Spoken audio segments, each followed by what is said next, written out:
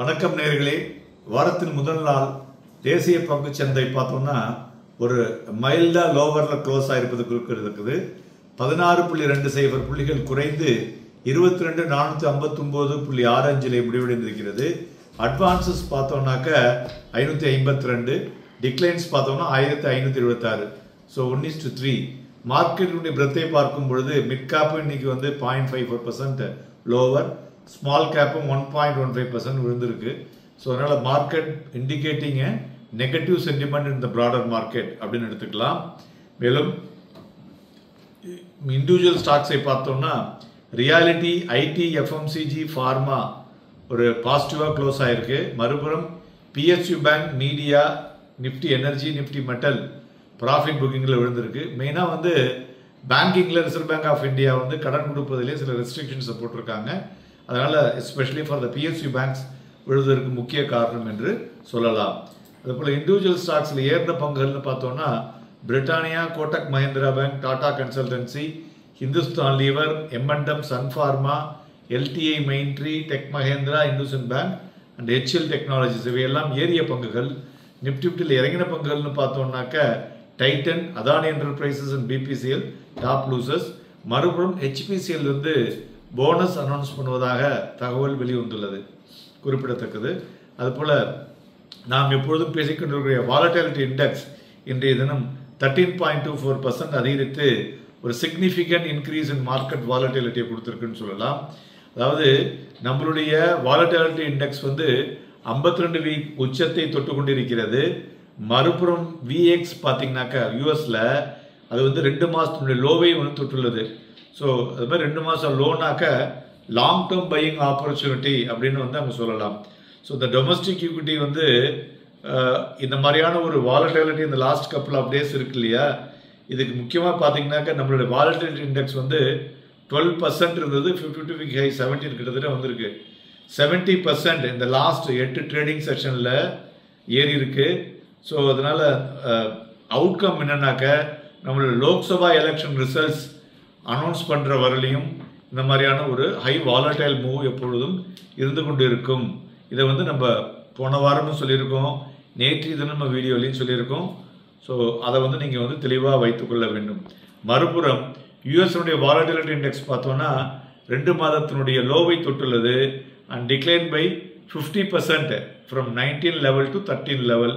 So அதனால் fall in PAX விழுந்தால் என்ன சார் அர்த்தம் அப்படின்னு பார்த்தீங்கன்னாக்க ஃபெட் வந்து இன்ட்ரெஸ்ட் ரேட் கட்டை வந்து சீக்கிரம் சொல்லுவாங்க அப்படிங்கிறத வந்து இது வந்து இன்டைரக்டாக பிடிக்குதுன்னு சொல்லலாம். போத் இந்தியாவுடைய வாலட்டிலிட்டி இண்டெக்ஸ் மற்றும் யூஎஸ்னுடைய வாலட்டிலிட்டி இண்டெக்ஸ் பார்க்கும் பொழுது ஸோ ஒரு ஆப்போசிட் ரியாக்ஷன்ஸில் ரொம்ப நாள் கழிச்சு இந்த மாதிரி வந்திருக்கிறது குறிப்பிடத்தக்கது. ஸோ அதனால் நம்மளுடைய டொமஸ்டிக் எலெக்ஷன் ரிசல்ட்ஸ் முடிஞ்ச உடனே நம்மளது வந்து வேற மாதிரி ஆகும். அதுக்கப்புறம் பார்த்தீங்கன்னா அங்கே வந்து நவம்பரில் யூஎஸில் எலெக்ஷன் இருக்கு, அப்போ அந்த வாலட்டிலிட்டி இண்டெக்ஸ் வந்து வேற மாதிரி ஆகும். ஸோ அதனால் பையிங் ஆப்பர்ச்சுனிட்டி இந்த மார்க்கெட்டில் எனி கரெக்ஷன்ஸ் ஐடல் அப்படிங்கிறது தான் வந்து இது குறிக்கிறதுன்னு சொல்லலாம். மேலும் குளோபல் ஈக்விட்டிஸ்லாம் இன்றைக்கி பார்த்தோம்னாக்க ஒரு உச்சத்தில் இருக்குது.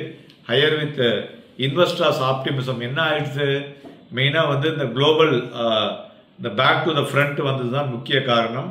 அதுமாரி நம்மளுடைய இந்தியாவுடைய சர்வீஸ் செக்டார்லாம் பார்த்தோன்னா ஒரு ஸ்லோ டவுன் இருக்குன்னு சொல்லலாம். ஸோ இந்த எக்ஸ்பேன்ஷன் வந்து இந்த மாதத்தில் இருக்கக்கூடும் என்று எதிர்பார்க்கப்படுகிறது. மேலும் ஹெச்எஸ்பிஐ காம்போசிட் பிஎம்ஐ அவுட்புட் பார்த்தோம்னா ஒரு சப்ஸ்டான்ஷியல் ரேட் எக்ஸ்பேன்ஷனை காமித்திருக்கிறது. 61.5 இன் ஏப்ரல் வைசஸ் மார்ச் வந்து 61.8. ஸோ த லேட்டஸ்ட் ரீடிங் வந்து பார்த்தோம்னாக்க ஹையஸ்ட் இந்த க்ளோஸ் ஆஃப் 14 இயர்ஸ்னு சொல்லலாம். அதுமாரி இன்றைய தினம் ஹமாஸில் வந்து என்ன சொல்லியிருக்காங்கனாக்க நான் வந்து ஃபுல்லி ப்ரிப்பேர்டு எதுக்கு to defend Palestinians the recent இஸ்ரேலினுடைய மிலிட்ரி ஆப்ரேஷன்ஸ் ஏதாவது வந்ததுனாக்கன்னு சொல்லிட்டு. ஸோ அதனால் இது வந்து என்ன ஆகும் என்பதனை நாளைக்கு நமக்கு மார்க்கெட்டில் வந்து அதனுடைய ரியாக்ஷன்ஸ் இருக்கக்கூடும் என்றும் எதிர்பார்க்கலாம். மேலும் பிளாக் டீலை பொறுத்தவரை பார்த்தோம்னா State Bank of India, LNT, Airtel, but State Bank of India block டீலில் இறங்கி இருக்கிறது. அதற்கு முக்கிய காரணம் என்பதையும் நாம் சொல்லிவிட்டோம். இப்போ இன்றைய தினம் நிஃப்டியினுடைய டே லோ பார்த்தோம்னா 22,409. ஸோ அதுலேருந்து தான் ரெக்கவரி ஆச்சு. அதுமாரி ஹை பார்த்தோம்னா 22,588. ஸோ மார்க்கெட் ப்ரீவியஸ் க்ளோஸ்லேருந்து ஒரு கிட்டத்தட்ட ஒரு 100 பாயிண்ட் கேப் அப் ஓப்பன் ஆகி திருப்பி க்ளோசிங்கில் பார்த்தீங்கன்னா ஒரு 16 பாயிண்ட் விழுந்திருப்பது குறிப்பிடத்தக்கது. மேலும் நிஃப்டினுடைய ஃபியூச்சர் வால்யூம் பார்த்தோன்னா இன்றைக்கு ஆவரேஜ் வால்யூம் ஒரு small negative candle on May 6th இன்னைக்கு வந்திருக்கு. After a volatile but range bound மூவ்ல இருந்ததுன்னு சொல்லலாம். ஸோ அதனால இந்த 109 பாயிண்ட்ஸ் ஆஃப் ரேஞ்ச் இருக்கு பார்த்தீங்களா, ஒரு செல்லிங் ப்ரெஷர் ஆன் இன்ட்ராடே ரைசஸ்ல இருந்தது. So we also gave on every rise to sell and buy அப்படிங்கிறது தெளிவாக இருந்தது. அதனால நிஃப்டியை பொறுத்தவரையிலையும் 22,305 இருந்து 22,567 இப்படிங்கிற இந்த பேண்டில் ஒரு மைல்டு நெகட்டிவ் பயஸ்ல நியர் டேர்ம்ல இருக்கக்கூடும் என்று எதிர்பார்க்கலாம்.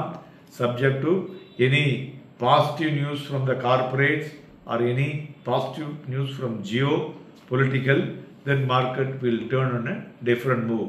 அதுவரையிலையும் 22,305 இருந்து 22,567. ஸோ இதுதான் ரேஞ்ச். நாளை தினமும் வாலட்டிலிட்டி இருக்கக்கூடும். அதனால் வாங்கி விற்பதற்கும் விற்று வாங்குவதற்கும் ஏதுவாக இருக்கக்கூடும்.